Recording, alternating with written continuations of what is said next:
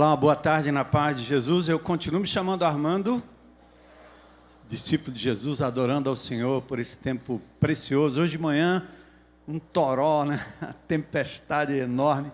Mas olha, a congregação estava bem frequentada, viu? Foi uma bênção hoje de manhã. Os irmãos chegavam todos molhadinhos, mas estavam aqui firmes e fortes para a honra e glória do Senhor.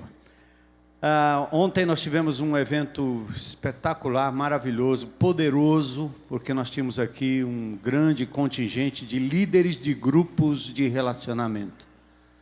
Para mim é o coração da igreja. Desde a época do primeiro século, lá no primeiro século, o livro de Atos descreve a igreja de casa em casa. Não se enganem, é de casa em casa. Era exatamente assim que o Evangelho expandiu, saindo de toda aquela organização do Velho Testamento, né, ao redor do templo, no templo, as escolas rabínicas, onde indivíduos se ligavam a mestres da palavra, enquanto eles mesmos não conheciam a presença do poder do Espírito Santo em suas vidas, até o novo pacto.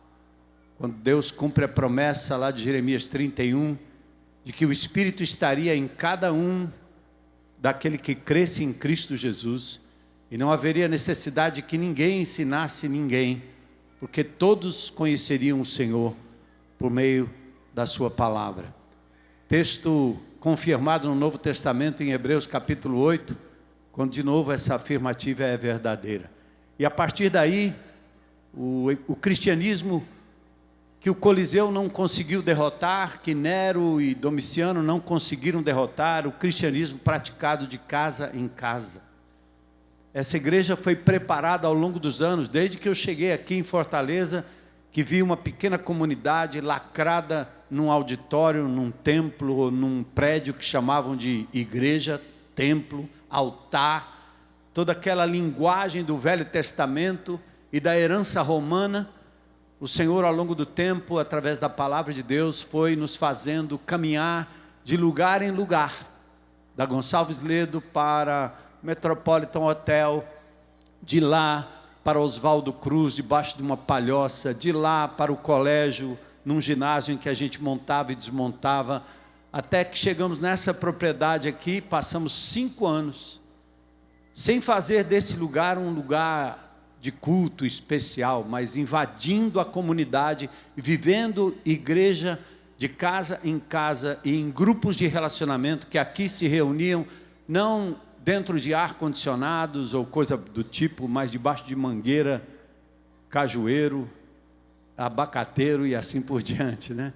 Então, nós precisamos retomar a essência da adoração e a essência do cristianismo para a gente se libertar dessas amarras denominacionais, religiosas, romanas, herdadas do Velho Testamento.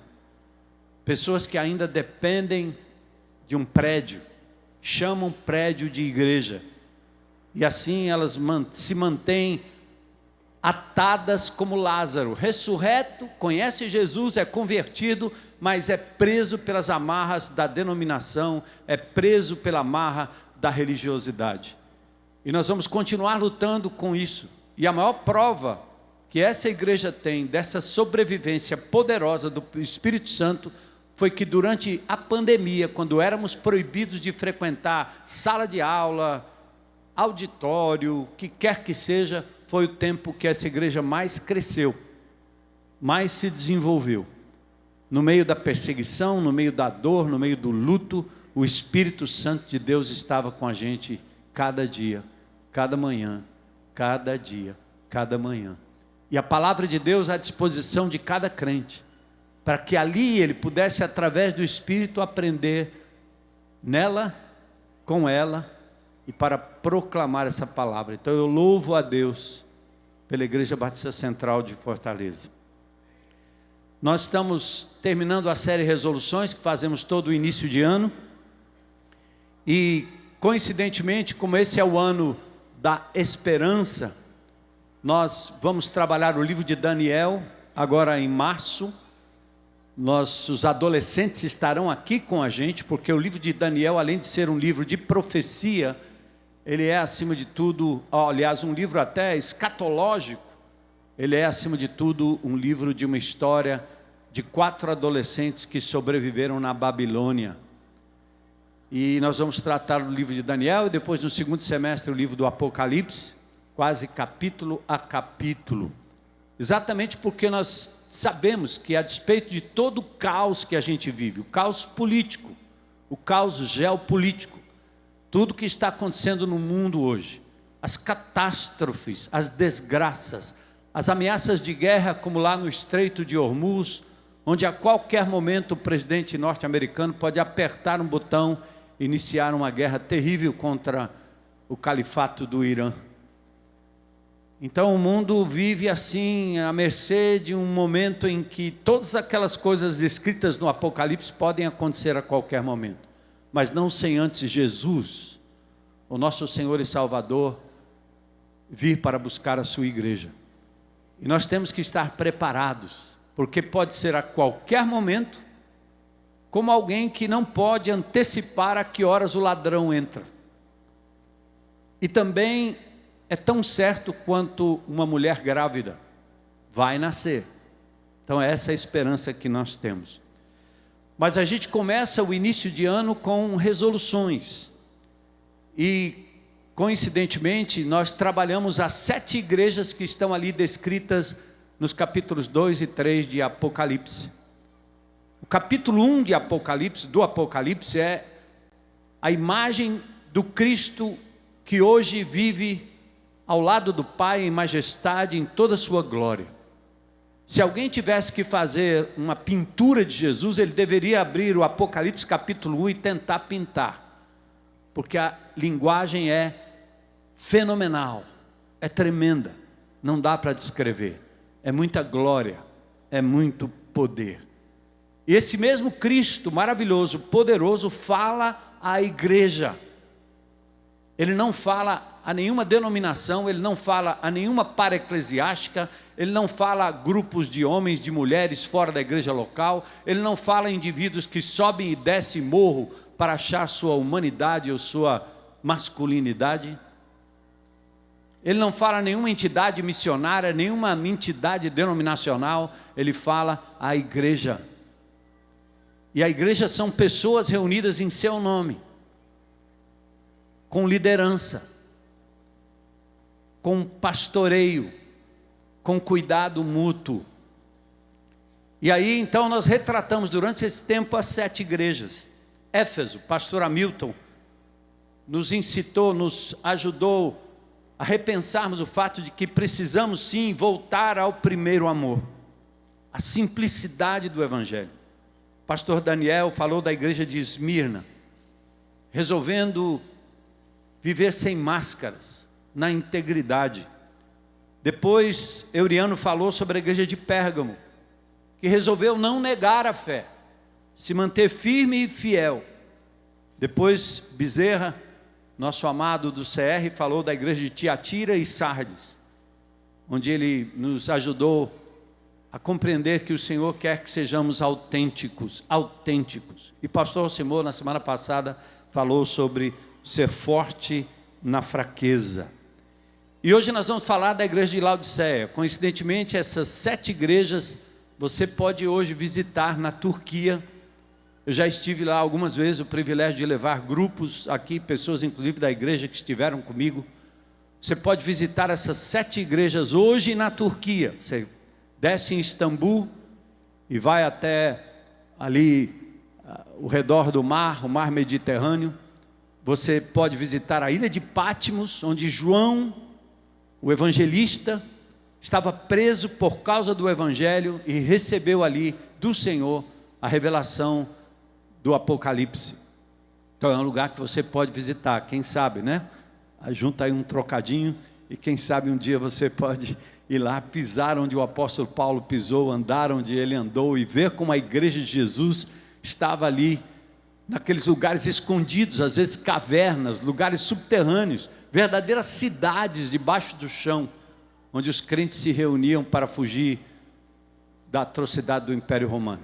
agora em novembro, se Deus permitir, vou levar outro grupo, mas agora vai ser para Egito, Sinai, Israel, para andar nos passos do povo de Deus, onde Moisés conduziu o povo à terra prometida, chegando em Jerusalém, depois indo a Nazaré, subindo ali para Galiléia, o mar, e depois descendo novamente.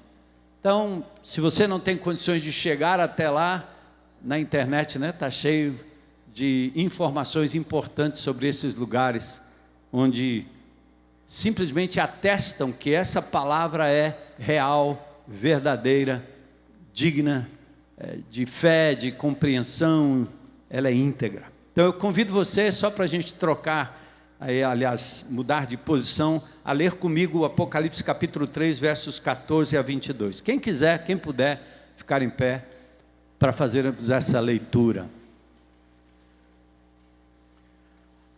A palavra anjo que aparece no texto é o termo grego angelos, que significa mensageiro, não tem que ser necessariamente um anjo voando.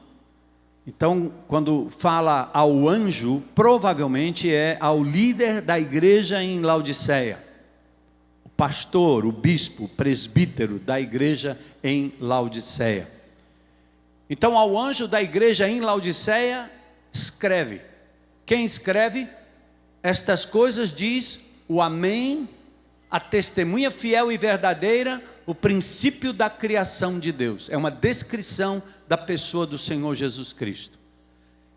E esse Cristo maravilhoso, onisciente, onipresente, onipotente, onipresente através do Espírito Santo de Deus em nós, ele diz: eu conheço as tuas obras, eu sei o que você está fazendo, que nem és frio nem quente. Quem dera fosses frio ou quente, uma coisa ou outra. Assim, porque não és frio nem quente, mas és morno, e nem és quente nem frio, estou a ponto de vomitar-te da minha boca, colocar para fora. Pois dizes, e o pois aqui significa, eu vou fazer isso porque, veja bem, pois dizes, estou rico e abastado e não preciso de coisa alguma, e nem sabes que tu és infeliz, sim, miserável, pobre, cego e nu.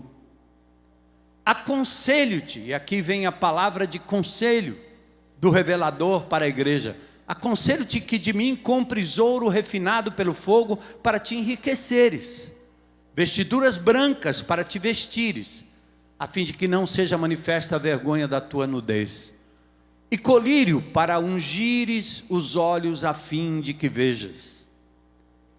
Eu, o Senhor, repreendo e disciplino a quantos amo. Sê, pois, zeloso e arrepende-te. Eis que estou à porta e bato. Se alguém ouvir a minha voz e abrir a porta, entrarei em sua casa e cearei com ele e ele comigo. Ao vencedor dar-lhe-ei sentar-se comigo no meu trono, assim como também eu venci e me sentei com meu Pai no seu trono. Quem tem ouvidos, ouça o que o Espírito diz às igrejas. Senhor, é a tua palavra, é o teu povo aqui reunido, teu Espírito aqui no nosso meio. O que eu mais desejo e peço é que esse Espírito Santo poderoso ilumine o entendimento do teu povo, que cada um saia daqui, Senhor, consciente da lição que pode ser aplicada à sua própria vida, perguntando o que Deus está me dizendo e o que eu particularmente vou fazer a respeito. Fala conosco, fala com a tua igreja, Senhor. Nós te pedimos isso em nome de Jesus. Amém. Podem sentar.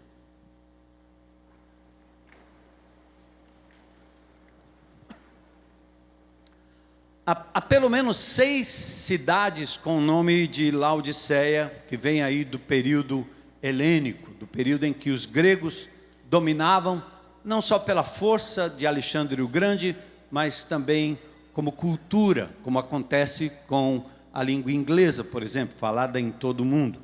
Mas a nossa Laodiceia é chamada de Laodiqueia em Lico. Ela foi fundada por Antíoco II, aliás, nomeada por Antíoco II, em 261 a.C., em honra à sua mulher Laodice. Hoje, essa cidade fica pertinho da atual Esquiçar, na Turquia. E tem um videozinho para você dar uma olhada aí, né? Quem sabe a gente já faz essa viagem agora, né? Olha aí, simula.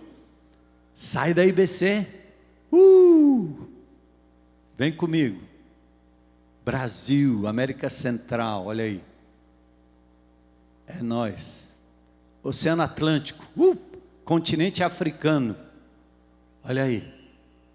Aí subimos ali, olha a Itália à esquerda, a Grécia ali, Israel logo embaixo e Laodiceia, exatamente na Turquia. Era mais ou menos assim, essa cidade tão linda, tão maravilhosa, que hoje você pode caminhar pelas ruínas da cidade de Laodiceia. É interessante, ela está de novo localizada na atual Turquia, na Ásia Menor, no Vale de Lico, entre a cidade de Denizli e Pamukkale. Vocês vão saber um pouquinho mais. Dá uma olhada nesse mapa, onde mostra onde as 7 igrejas estão localizadas. Pérgamo, acima, está vendo? Tiatira, Sardes, Filadélfia, Esmirna, Éfeso e Laodiceia. Ali nós temos o Mediterrâneo, e bem ali no meio daquele azulzinho tem Patmos, que é exatamente a ilha onde João esteve preso. Existe um local, inclusive uma caverna bem interessante, como se ali tivesse o lugar onde João dormia e até o lugar onde João escrevia. O que é interessante acerca desta cidade, principalmente quando a palavra de Deus usa uma ilustração do tipo você não é frio nem quente, mas você é morno, sempre tem uma relação com algo que aquele povo conhecia muito bem. Olha que interessante. A cidade de Laodiceia ficava entre Colossos e Hierápolis, mais ou menos a 60 quilômetros de Éfeso. Mas o que é interessante é que a cidade de Hierápolis, estão vendo ali em cima, Laodiceia embaixo e Colossos ali à direita. Em Hierápolis, lá em cima, pertinho da chamada também Pamukkale, nós temos ali as águas termais. Lá era a nossa Mossoró. E você tem essas piscinas lindas, olha a formação que tem aí. São águas quentíssimas. Eu já estive aí no inverno, a temperatura lá embaixo, mas a água é um espetáculo. Você não vê a hora de colocar os pés e poder ficar ali naquela água quentinha, quentinha. Mas também vinha lá de Colossos as águas geladas. E quando se encontravam em Laodiceia, a água era um misto do quente de Pamukkale ou Hierápolis e o frio de Colossos. E você também pode dar uma olhada nas ruínas de Laodiceia. Dá para andar nesse lugar, eu tenho algumas fotos que eu tirei com pessoas aqui da IBC, a gente caminhando pelas ruas do que era essa suntuosa cidade, porque era uma cidade importante, convergência de 3 grandes rodovias, como se fossem BRs, né? Que vinha de Pérgamo, de Sardes e da Frígia. Era um local de intenso comércio. Por isso é importante, né, na compreensão da palavra de Deus, a gente entender o contexto onde aquela igreja estava localizada. Uma igreja que sofreu, ou uma cidade que sofreu muitos terremotos, um dos quais em 61 depois de Cristo, e foi reconstruída sem a ajuda do Império Romano. Era uma cidade de bancos. Eu acho que tinha um banco master lá também, na época. Certamente. Grandes construções. Tinha também uma Odebrecht lá, quem sabe. Centro de filosofia, né? Nossas faculdades filosofando sobre os grandes filósofos da época. E foi inclusive visitada pelo grande orador Cícero. uma peculiaridade ali, você vai nos mercados, você encontra lá a lã negra. As cabras, né? Pretinhas. Então a lã negra era característica dali. E tinha também uma escola de medicina, já naquela época. Era uma mistura, nós tivemos lá, e o histórico é que havia realmente ali um desenvolvimento na área da medicina, do cuidado com o corpo, mas também muito ligado à adoração dos deuses, coisas mágicas. Sabe aquelas curas que dependem da magia, e a gente aprende na batalha espiritual e aprende pela perspectiva da palavra de Deus que o diabo também cura. Meus pais espíritas, eu frequentei centros espíritas e vi milagres acontecendo na minha frente. Mas eu sabia exatamente quem é que estava operando ali.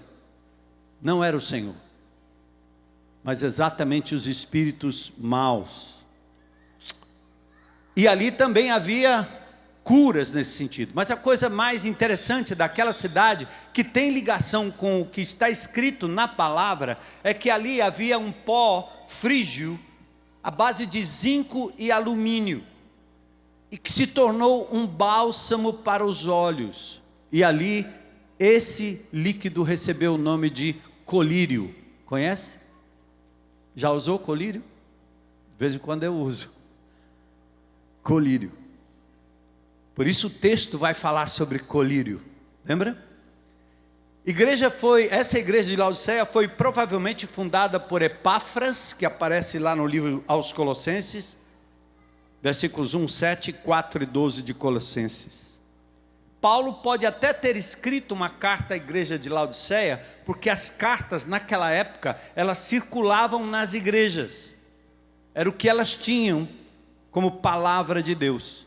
Foi em Laodiceia que também aconteceu o grande concílio de Laodiceia, em 366 depois de Cristo, reunindo 300 bispos, onde eles juntaram toda aquela literatura que circulava nas igrejas e determinaram naquele momento 26 livros como parte do cânon do Novo Testamento, ou seja, compilados para agora dizer essa coleção de livros é o Novo Testamento. Deixaram de lado ainda naquela época o Apocalipse, que foi depois incluído. Então ali foi também um lugar de um concílio. E a resolução, para a gente resumir, é: saia da neutralidade.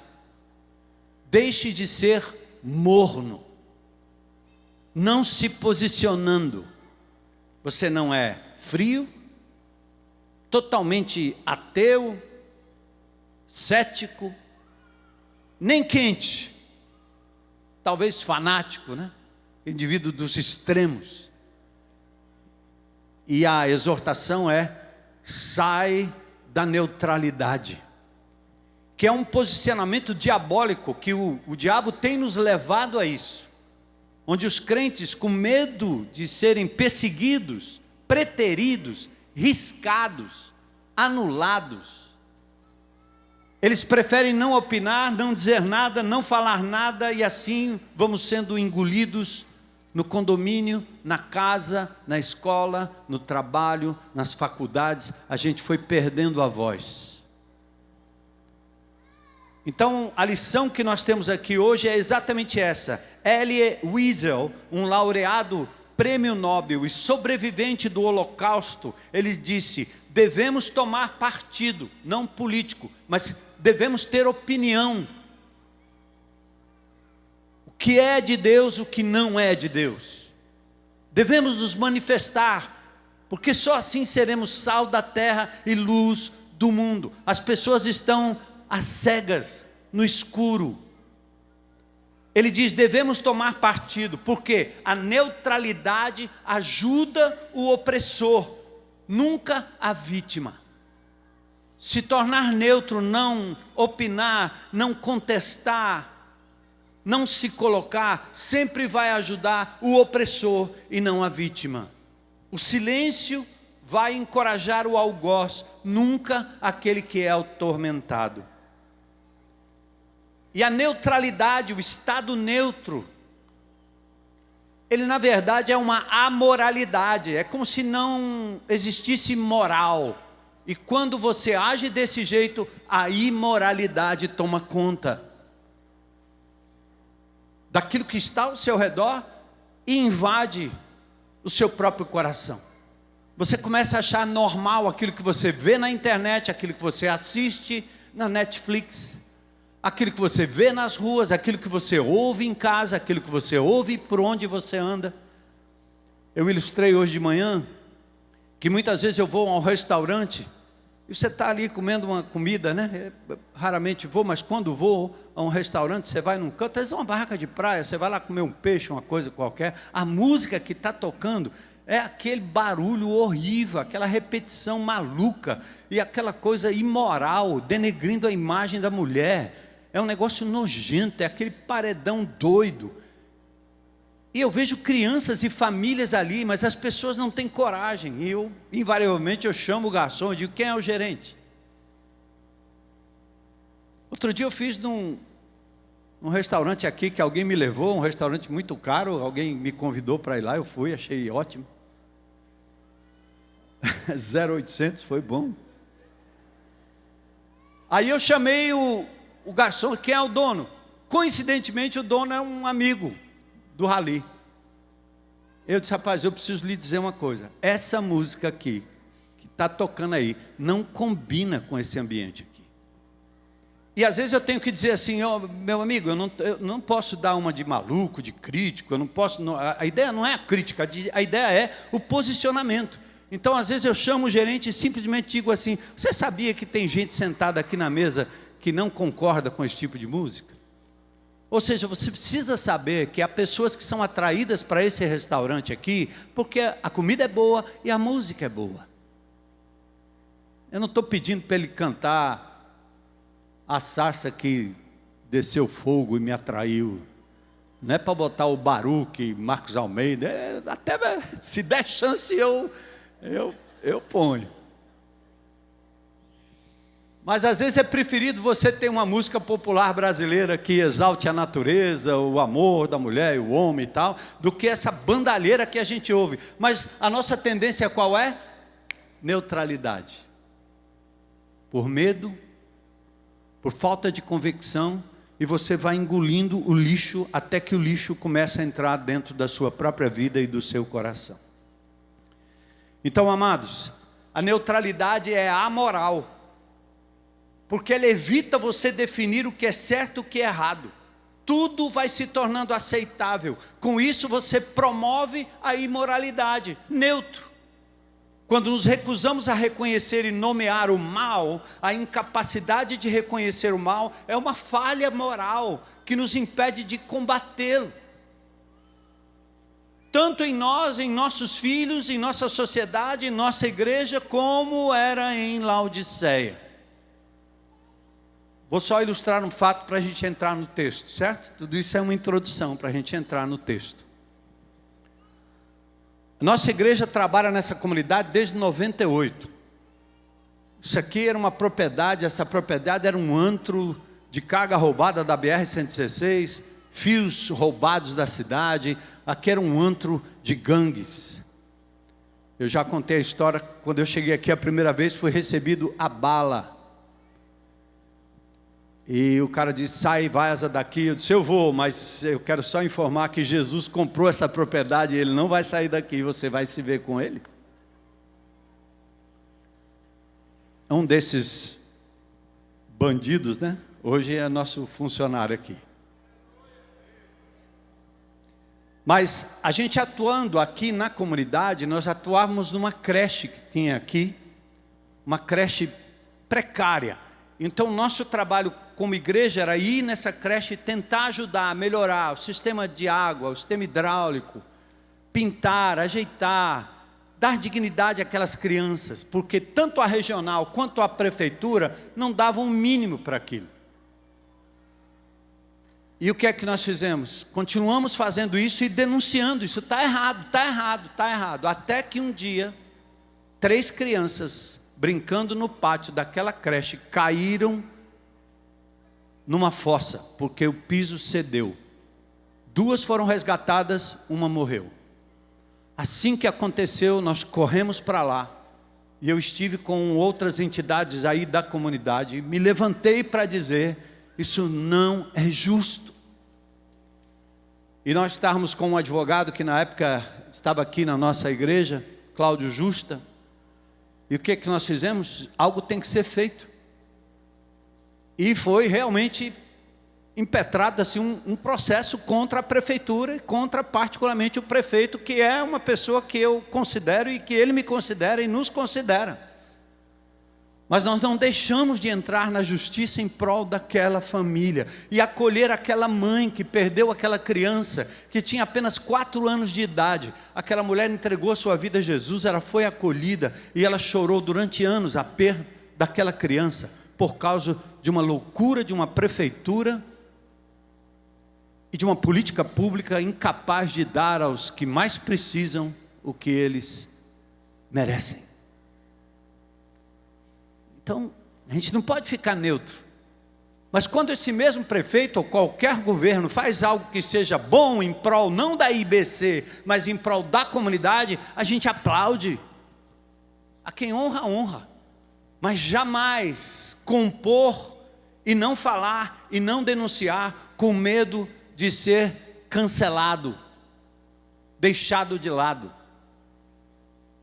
Que me matem, mas eu não posso negar a palavra de Deus e falar a verdade em amor, porque quando você se relaciona com as pessoas, quando a IBC serve o governo, quando a IBC vai lá e planta árvores, plantinhas, flores nos presídios, instala um sistema de som numa CPPL que foi inaugurada anos atrás, a gente tem condições de dizer, está errado.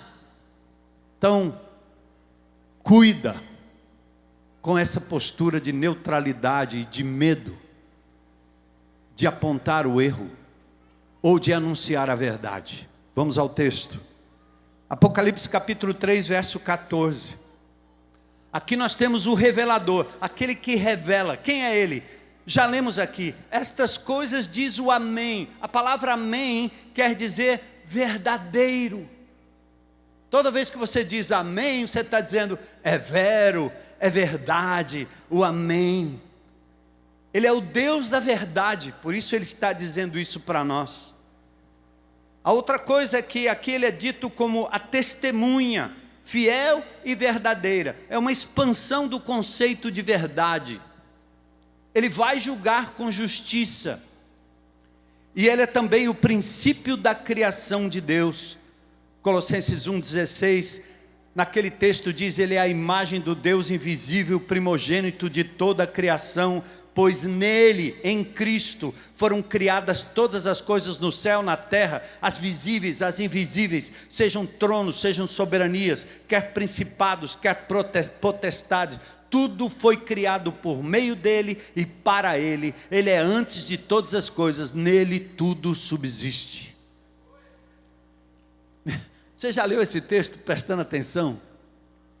Até o diabo é criatura de Deus.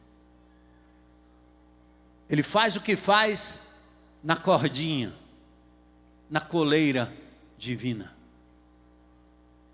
E se o homem não der brecha, ele não entra.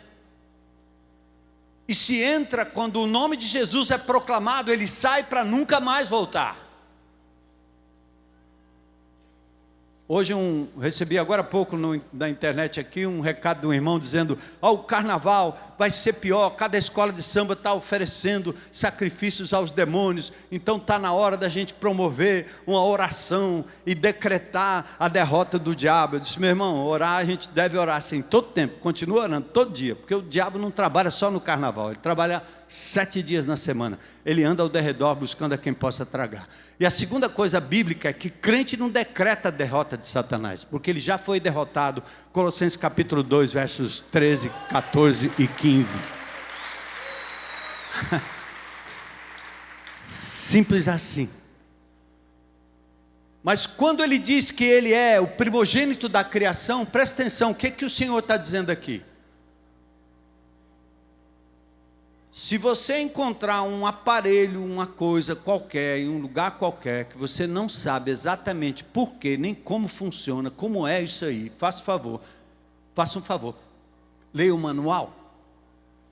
Ao ler o manual, é o fabricante que vai lhe dizer como aquele aparelho doméstico tem que funcionar.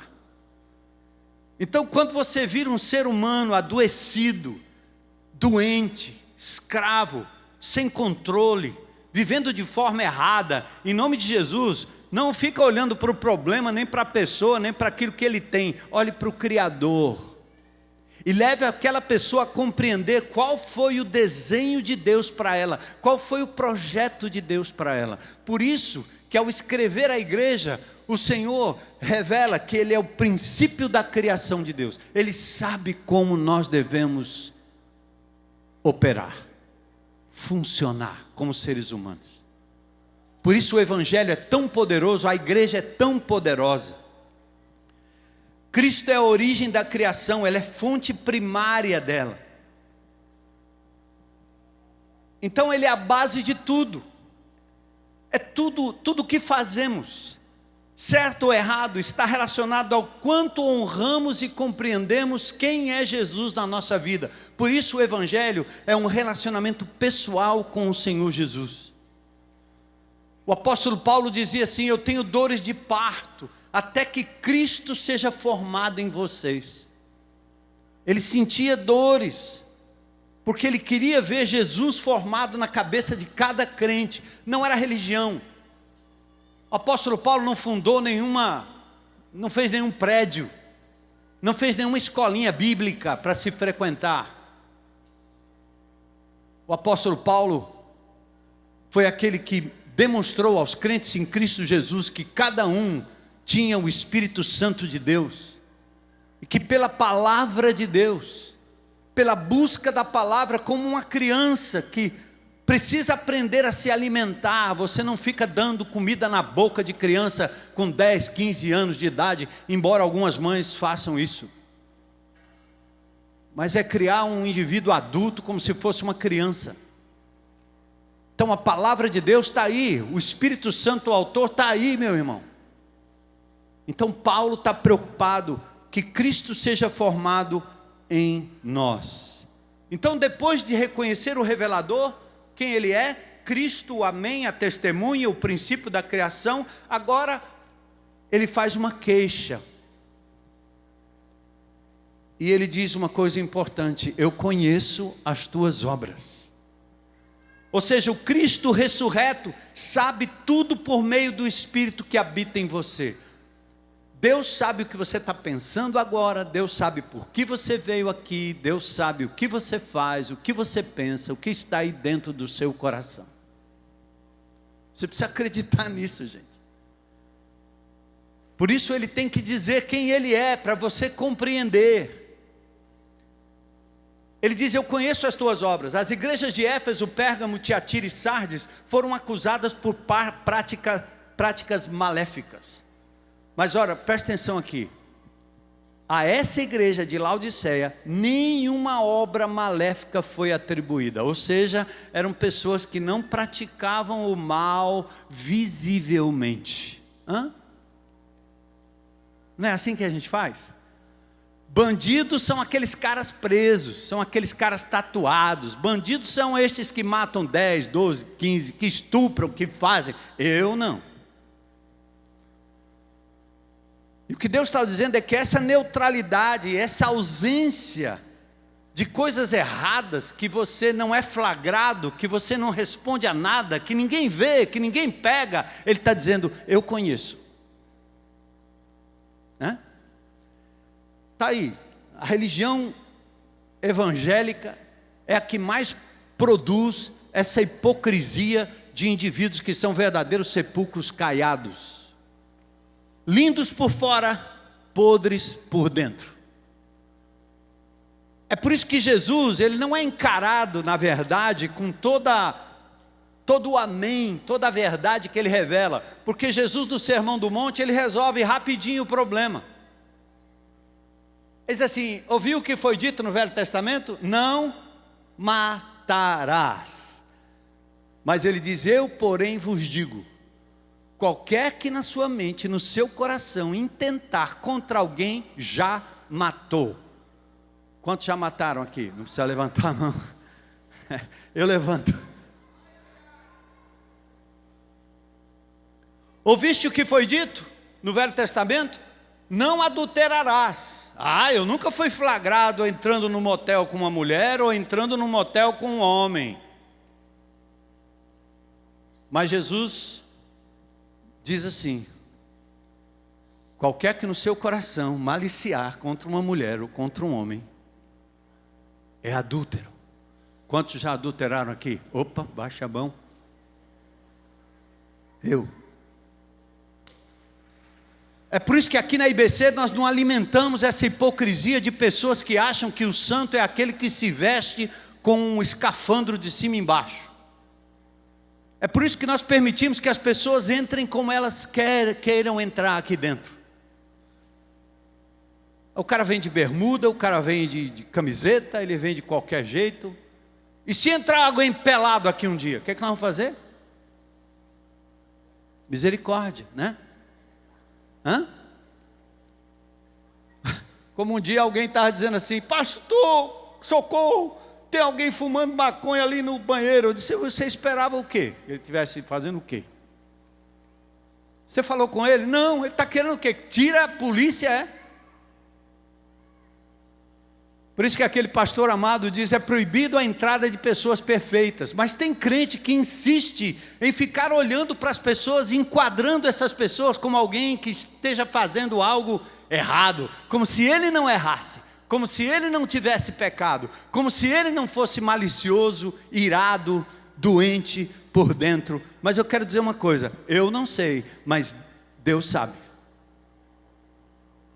Por isso ele diz: eu conheço as tuas obras, tá? Não tem como fugir. Ele conhece a sua alma. Ele conhece porque você é um legalista. Ele conhece porque você exige das pessoas aquilo que você mesmo não pode cumprir. Então, Laodiceia não tinha nenhuma coisa ruim assim, ostensiva. Eu estava vendo um documentário sobre o centro de confinamento de terrorismo lá em El Salvador, do presidente Bukele. Pensa nos caras. Gente, é um presídio de segurança máxima que foi inaugurado em janeiro de 23. 40 mil presos de gangues. Quem visita aqui o presídio sabe disso, de quando em quando eu vou lá. De 100 presos você tem 5 que nem olham para você. Eles são mal encarados, eles não encaram, e é 80%, 90% são aqueles que quando você chega lá, eles estão dizendo assim: por favor me ajuda, por favor me liberta, por favor me tira daqui, por favor me indica o caminho, por favor. E por isso a IBC vai lá com os 12 passos, o CR, e nós temos índices, e bons índices, de pessoas sendo recuperadas para a honra e glória do Senhor. Até o Conselho Nacional de Justiça veio aqui para averiguar no presídio feminino, porque mulheres que lideravam gangues estavam agora mudando a sua vida, e deram testemunho diante dos homens de Brasília, que Jesus Cristo tinha mudado a vida delas. Oh, glória a Deus, né? E teve uma irmã que me disse essa semana, disse: quando eu fui na IBC a primeira vez, o senhor estava falando esse negócio de preso, e o senhor disse que era igual preso, se não pior. Eu disse: é isso aí que eu sou. Então eu estou com vontade de ir em El Salvador, vou juntar um trocadinho, vou lá, eu quero chegar no presidente para dizer: coloque o CR aqui, porque esses homens mal encarados, esses homens terríveis, que vão passar a vida dentro daquele presídio, há esperança para eles, porque eu sou um desses aí sem Jesus. Então entenda, amados, que não é porque você é um neutrinho, que ninguém sabe, ninguém pega, ninguém vê o que você faz no particular, que o Deus Todo-Poderoso não lhe conheça, amém? Conheço as tuas obras. O mal não conhecido ou manifesto pode ser pior do que os visíveis. Lembra dos 2 filhos de Lucas 15? Tem o filho pródigo. Escancaradamente ele disse: eu quero que você morra, me dê logo o dinheiro aí que eu vou embora. Ele foi embora, gastou na prostituição, quis comer comida dos porcos e depois voltou arrependido. O filho que ficou obediente, certinho, bonitinho, frequentador da igreja, aluninho, professorzinho de escola bíblica dominical, bonitinho ele, bonitinho. Quando viu o pai exercendo misericórdia para aquele desgraçado que voltou arrependido, ele disse: eu te obedeci todo esse tempo, você nunca fez uma festa para mim? Mas quer dizer que você faz o que é certo para receber uma recompensa de Deus? Você não entende a miserabilidade do ser humano. Não dá uma de Madre Teresa diante de Deus, não, irmão. Porque esse é o cristianismo que estraga a família, estraga o país. Esse cristianismo hipócrita, onde as pessoas veem você cantando glória e aleluia, e em casa maltratando a esposa, maltratando o marido, maltratando o pai, maltratando e sendo omisso com seus filhos. O que se vê, ouve ou toca não revela a realidade do coração. Então para de julgar as pessoas pelo que você vê. Talvez por você a mulher samaritana não entraria aqui nunca. Aquela prostituta não entraria aqui nunca.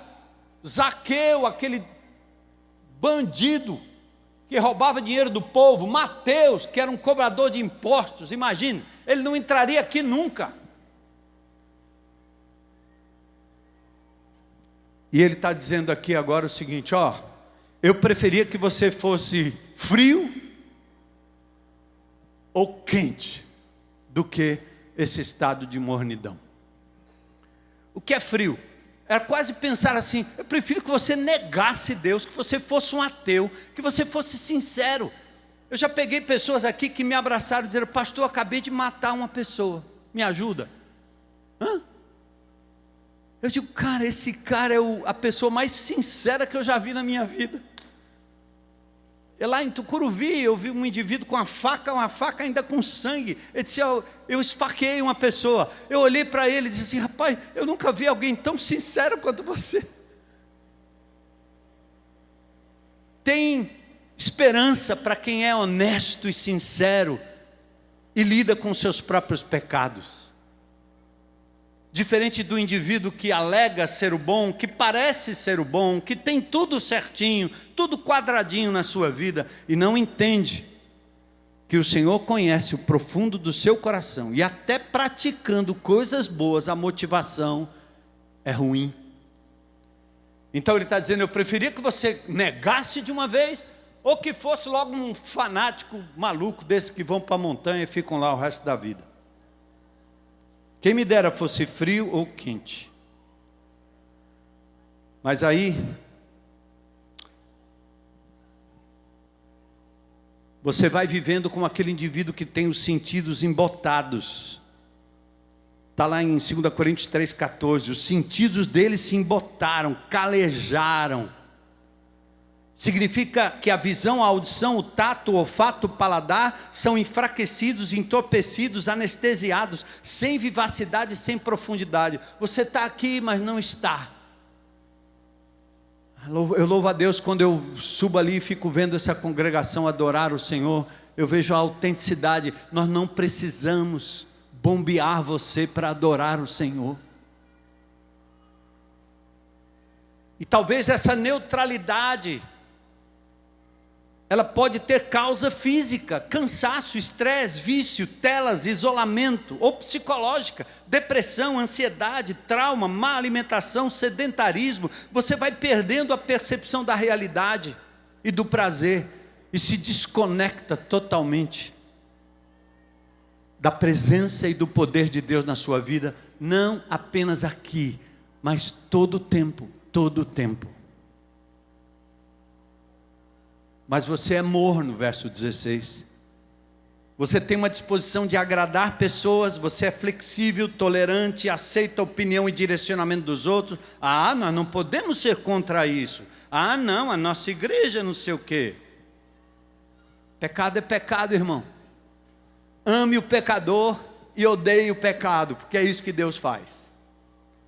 Se o seu filho, sua filha, seu amigo tem preferências que elas são antibíblicas, você deve em amor dizer: isso é antibíblico, mas eu te amo mesmo assim. Acolhe o filho, acolhe a filha, que está tendo um comportamento completamente avesso de tudo aquilo que você esperava. Em nome de Jesus, acolha, mas não permita que dentro da sua casa as práticas mundanas sejam aceitáveis.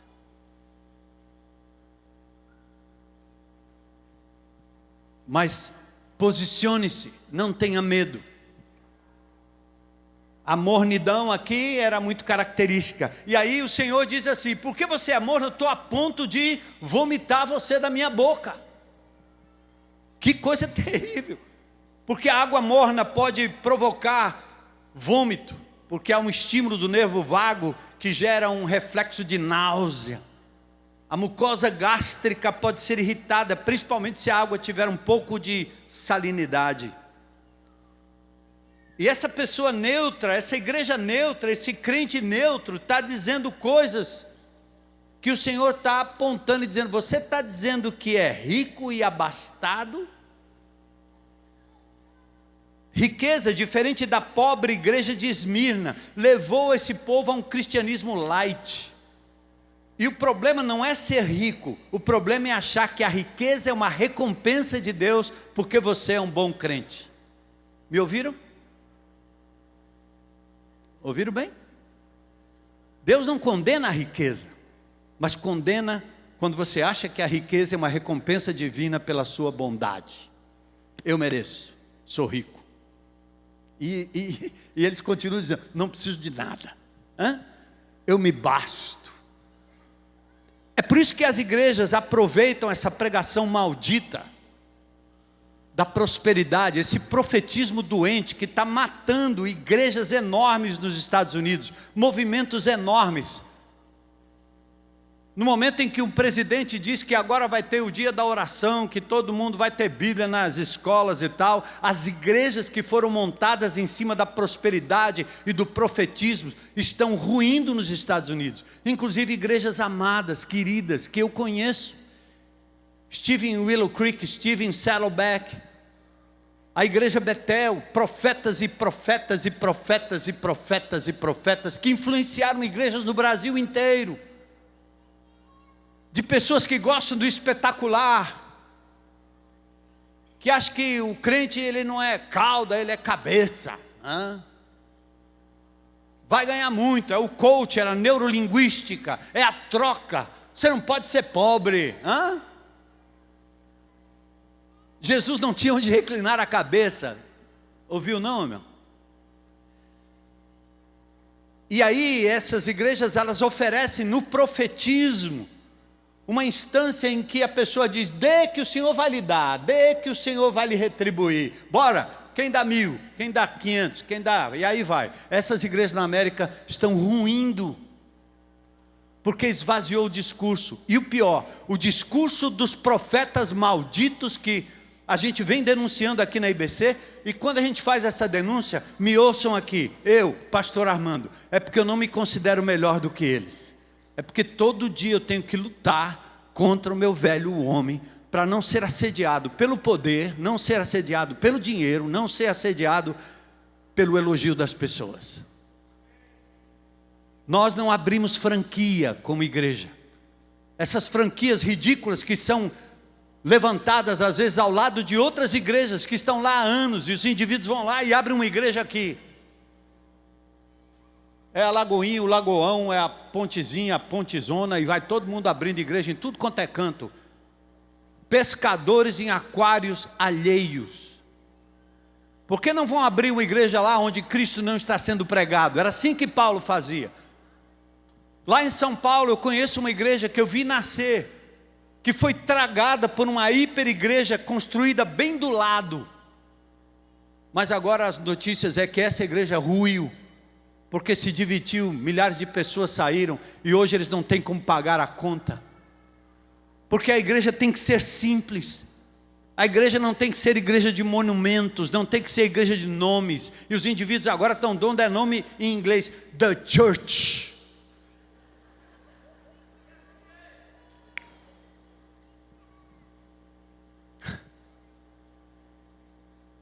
Não, irmão. Olha o que ele está dizendo na igreja de Laodiceia. Você está dizendo que é rico? Você está dizendo que é abastado, que não precisa de nada?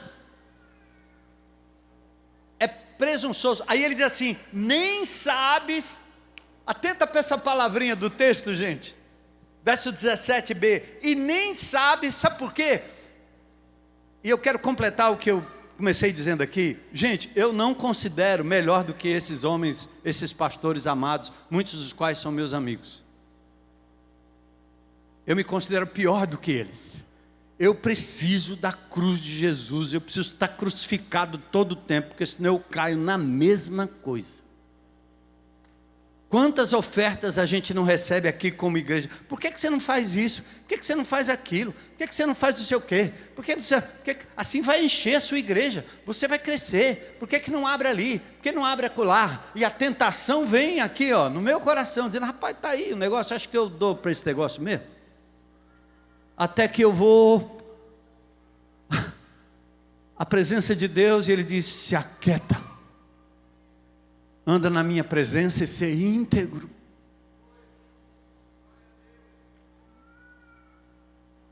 Então, me entendam.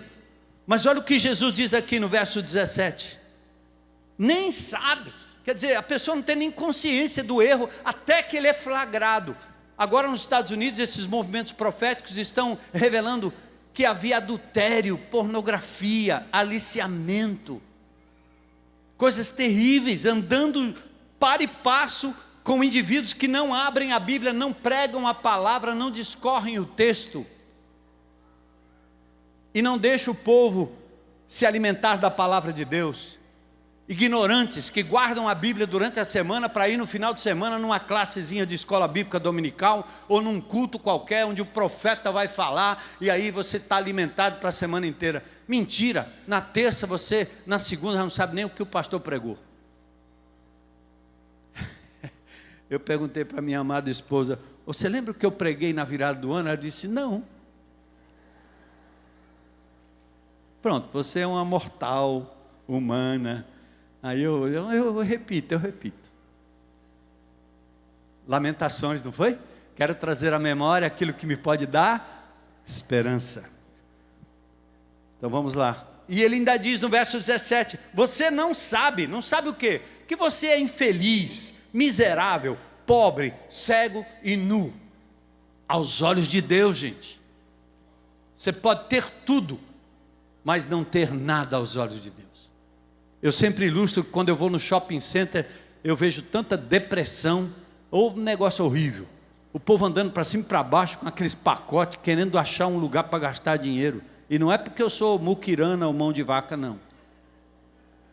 Mas quando você entra na favela, quando você vai nas vielas aqui de Fortaleza, você chega na casa de uma senhorinha, como nós fizemos agora na virada do ano, você senta ali, lá vem, gente, o café. Lá vem um bolinho, cheio de açúcar o pobre, mas tudo bem, minha senhora, vai o bolinho aí. Mas ela reparte até aquilo que não tem.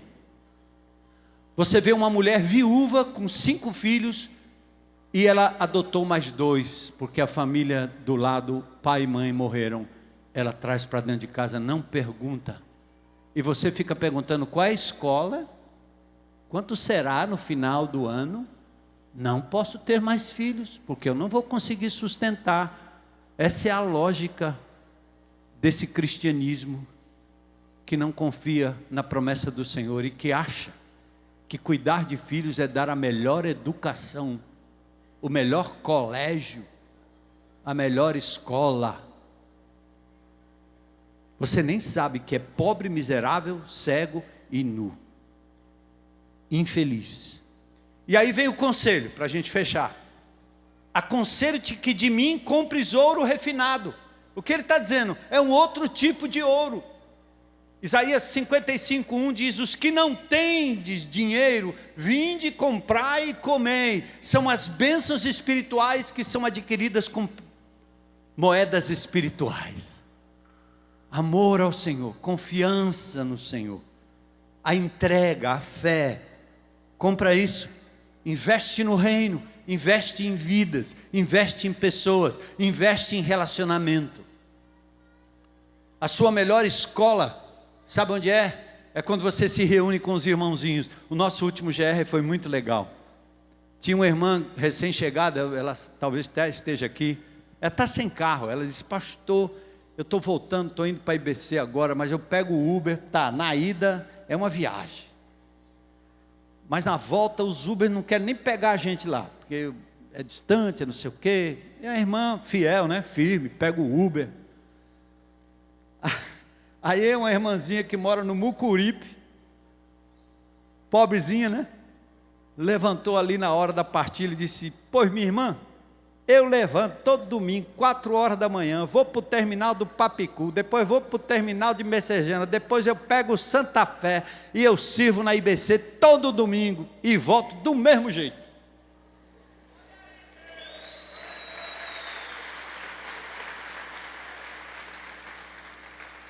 Qual a escola bíblica que vai lhe ensinar isso?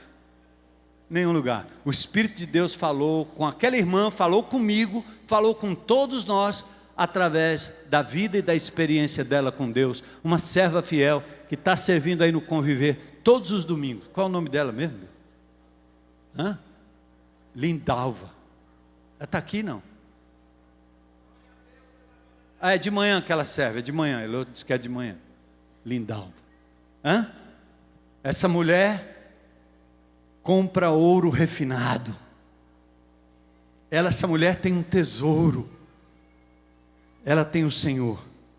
E o aviso vem: eu repreendo e disciplino a todos quantos amo.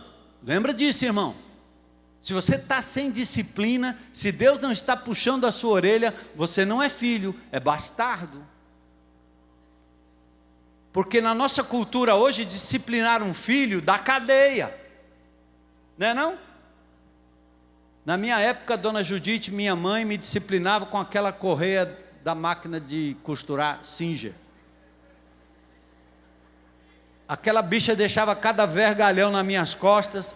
Às vezes eu botava uma telha dentro das calças para ver se amenizava o negócio.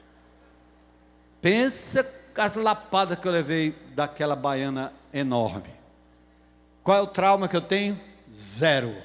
Porque minha mãe me amou, me disciplinou, e talvez eu me tornei uma pessoa melhor por causa disso. E Deus diz assim, olha, eu disciplino a quem eu amo. Se você não disciplina seu filho, você não o ama de verdade. Você está dando a ele um instrumento para destruí-lo. Você não tira o celular dele, você tem medo dele, você não repreende, você não o disciplina. Mas o Senhor diz, igreja, eu corrijo a quem amo. E aí o verso 20, eis que estou à porta e bato. O pessoal do louvor pode subir. Eis que estou à porta e bato. Esse é o versículo mais mal interpretado da Bíblia, porque está até em folhetinho, né? Deve ter esse folhetinho. E Jesus diz assim, você descrente, Jesus está batendo na portinha do seu coração. Abre a portinha do seu coração e Jesus está batendo. Está batendo na portinha do descrente coisa nenhuma. Ele está batendo na porta da igreja. Ele está batendo na porta, na sua porta. Você deixou ele de lado. Ele está dizendo, eu estou aqui batendo na porta da igreja de Laodiceia. Se essa igreja abrir a porta, eu vou entrar, vou cear com ela e ela comigo. Então o que Deus está dizendo é, você quer viver uma vida miserável? Porta trancada, porta fechada, eu estou batendo, porque eu quero lhe mostrar o que é de verdade ser rico da glória de Deus, do poder de Deus, da presença de Deus, da vida com Deus, amém? Então você hoje pode talvez cantar como aquela música popular, né? Entra na minha casa, entra na minha vida, mexe com minha estrutura, sara todas as feridas. Bora, povo.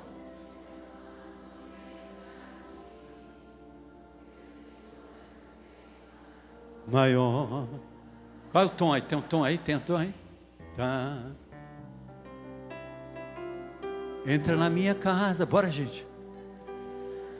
Eis que estou à porta e bato.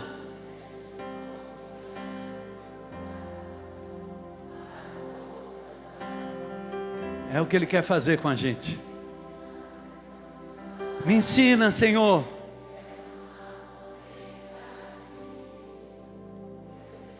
Meu bem maior, faz um milagre.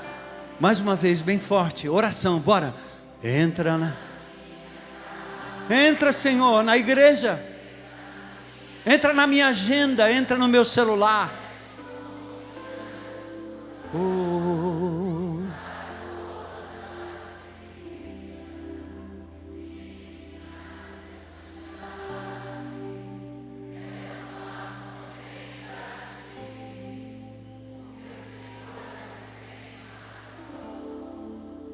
Faz um milagre em mim.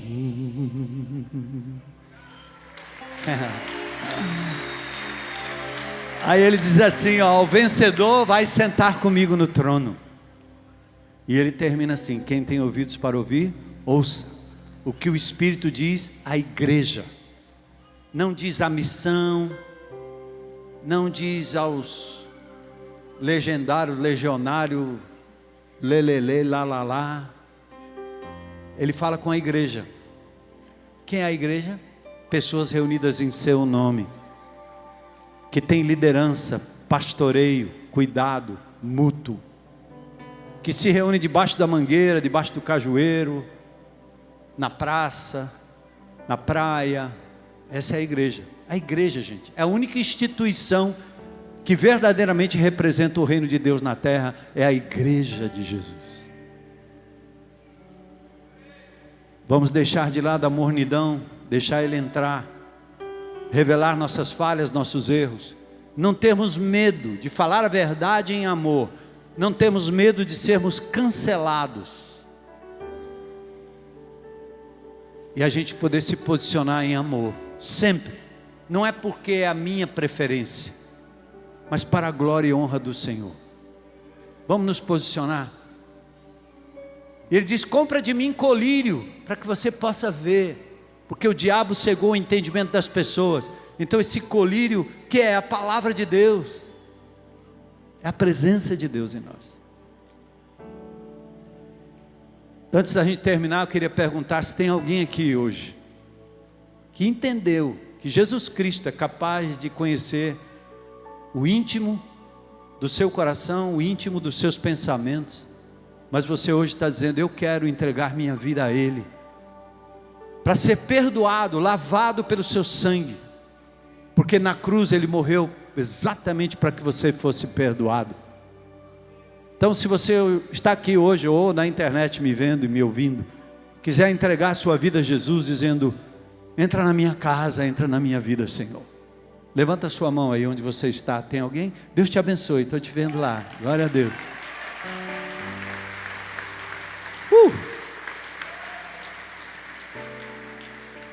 Mais alguém?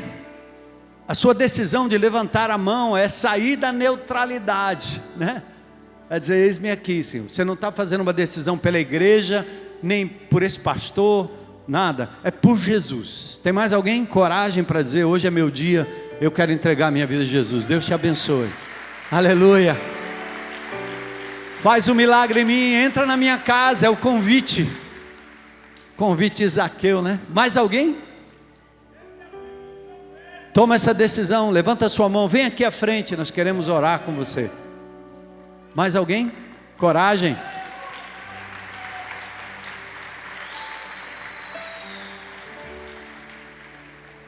Você está na internet aí, ó, está em casa sozinho, mas Ele está aí, você não está só.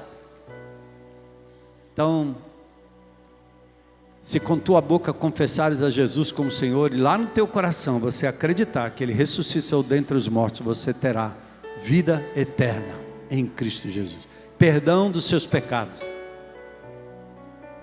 seja o que for que esteja lhe escravizando, lhe imprisionando ou aprisionando, você pode ser liberto hoje em nome de Jesus, e o diabo não terá mais poder sobre a sua vida, tá?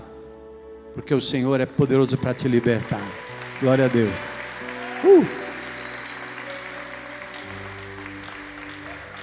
Senhor, nós te adoramos por essa palavra, por essa série, por tudo que aprendemos, por essa igreja amada, por irmãos queridos, Senhor, que têm suas mentes e corações abertos para ouvir o que o Senhor tem a dizer, colocar em prática e andar na Tua presença, dia após dia. Obrigado por essas vidas, Senhor, que se entregaram a Jesus, recebendo como Senhor e Salvador, batizados pelo Espírito Santo, habitados pelo Espírito Santo, eles andarão na Tua presença, e o inimigo não terá mais poder sobre a vida deles, Senhor. Limpa, lava, restaura, santifica, justifica, para a honra e glória do Teu nome. Dá-nos uma semana de paz, abençoada, na Tua presença, pois para a honra e glória do Teu nome que oramos, em nome de Jesus, amém.